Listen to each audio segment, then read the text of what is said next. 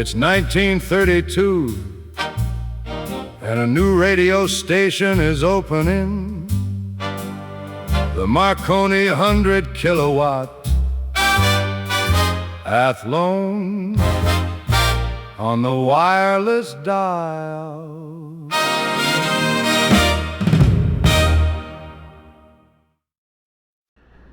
The site contains 3 generations of transmitters, the first one being built in 1932.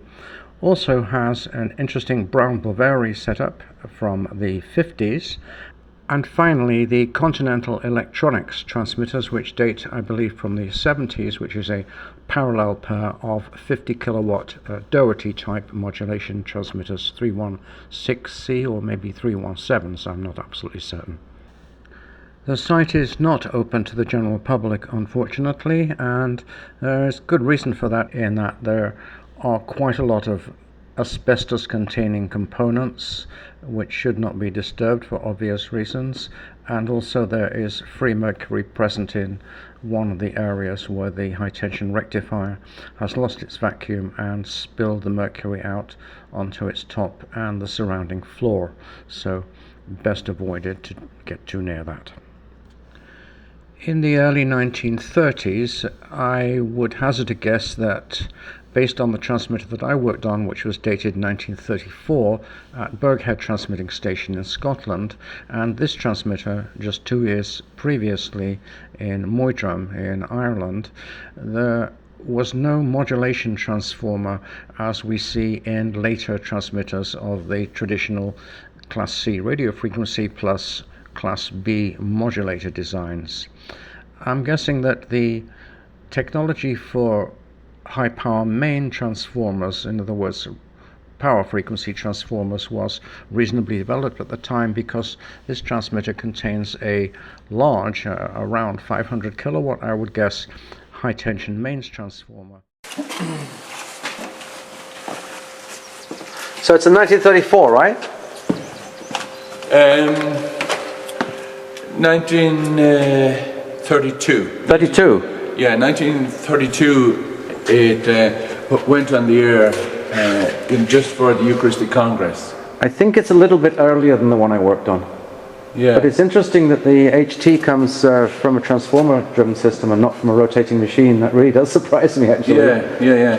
That's all back there, is it? That's the HT inside in that? I think so, yeah. Yeah, it'll all be at the back there.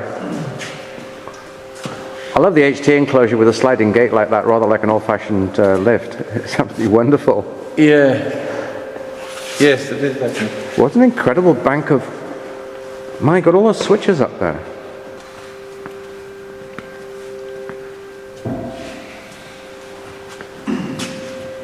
So what's this? Crompton, Parkinson, Chelmsford, 975 RPM, 380 volts, 3-phase, 7.5 amps, 50 horse motor. So 380 volts in, and what's the output? DC gen is 30 kilowatts. 10 volts at 1200 amps. So this is a filament supply. Yeah. Quite incredible. Just look at the rotor on this thing. Each of the carbon brushes with its individual tensioner. Amazing. Yeah. Yeah, the big EHT machine at Burghead was like a giant version of this, basically. And the generator engineer used to, I think it was once a year, and I actually saw it happen once, he would mount a big cutting tool on the bars here and actually recut the entire rotor. The rotor was about 6 feet in diameter. Really, yeah. What's this one? It's another DC gen on the end of it. 25 volts, 24 amps. Yeah. So one of the other suppliers, filament supply, I think.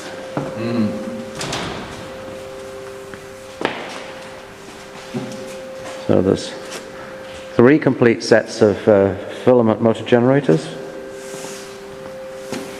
And over here, I guess, is probably bias, I would guess. Or maybe aux HT. What do we got here? Let me go around the other side.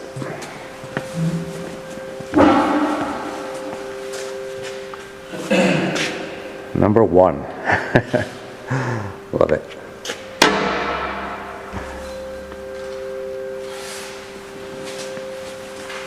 This is a electric construction company, Wolverhampton.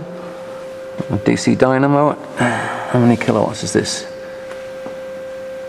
350 to 500 volts at half an amp. So I think this is the bias supply as far as I remember.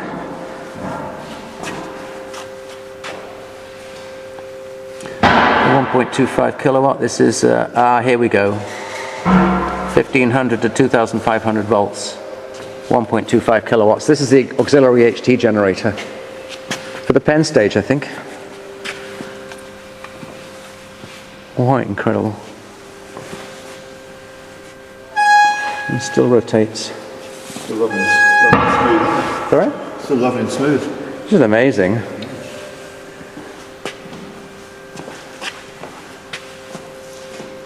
Yeah. Ah, here's one of the transformer plates. See if I can get this into the camera view. Yeah. This is 14,500 to 10 kV. Looks like a star to delta. Yeah. 25 amps. Wow. 3-phase, of course. Yeah. Yeah, delta in, star out. You can see it clearly here on the plate. Oh yeah.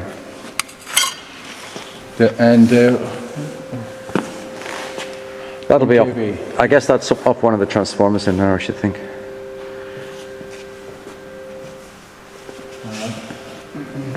The great big box of insulators here.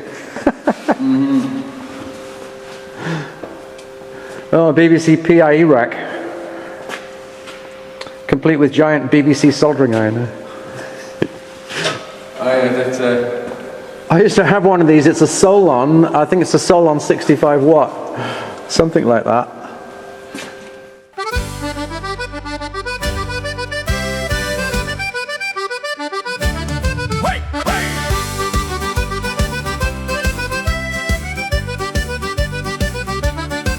They put in the great grey transmitter, a giant wireless emitter. It was all fun of wheels and knobs and giant motors that throb. Marconi boys came to install it, and with Guinness Paddy baptized it. The valves went all foamy brown, and that didn't improve the sound.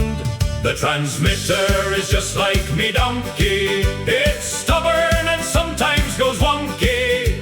The Pope came down here to bless it, but holy water made it just quit. Hey!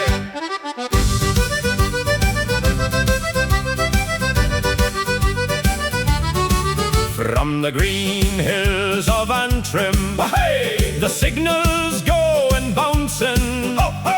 Off the ionosphere, telling the world we are here. The screech of the fiddle did sing. By God did the transformers ring, and the sounds of the Irish dance made the meters do quite a dance. The transmitter is just like me donkey. It's stubborn and sometimes goes wonky. The Pope came down here to bless it, but holy water made it just quit. Hey!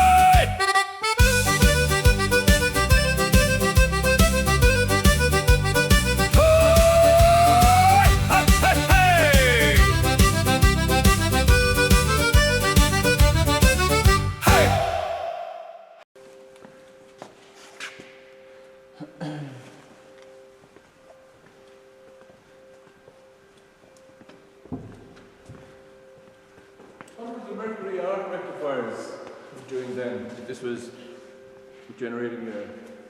Well, I didn't have any because it was a DC machine. Yeah, which we have here. Yeah, so... Let's send out the ground mover. Yeah. Let's do it then from above, yeah. Yes, the main high tension supply with mine was off the rotating machine, so there were no rectifiers at all, basically. Yeah. We didn't have any transformers in the entire transmitter. It was all DC machines. All right. And so it's quite surprising to see that, but the Mercury arcs look incredible. At Skelton, we used to have steel tank Mercury arcs. Big single tank pumped out, and they were difficult to maintain, actually. If you were not careful measuring the vacuum, you would break the vacuum device and lose the vacuum, and the whole thing would explode. You know? Nice.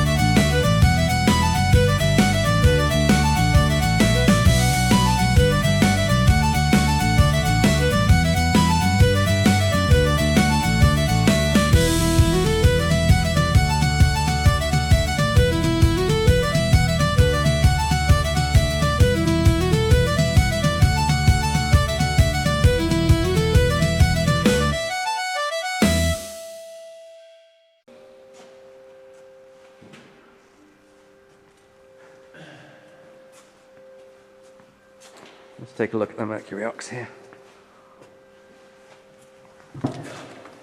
If overload trip, let's see where I can see it says.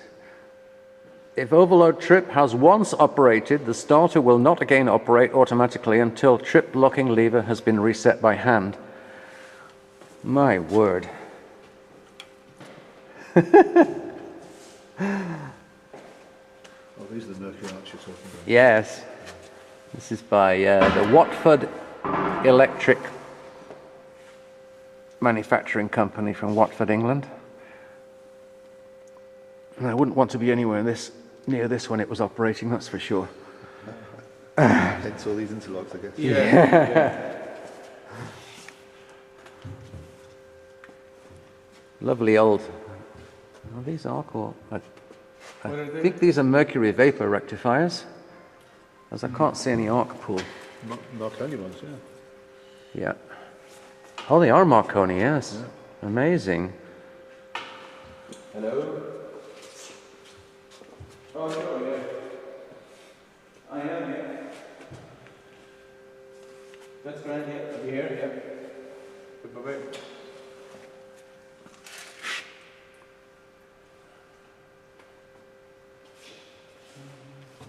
Yeah, I remember these big load mats.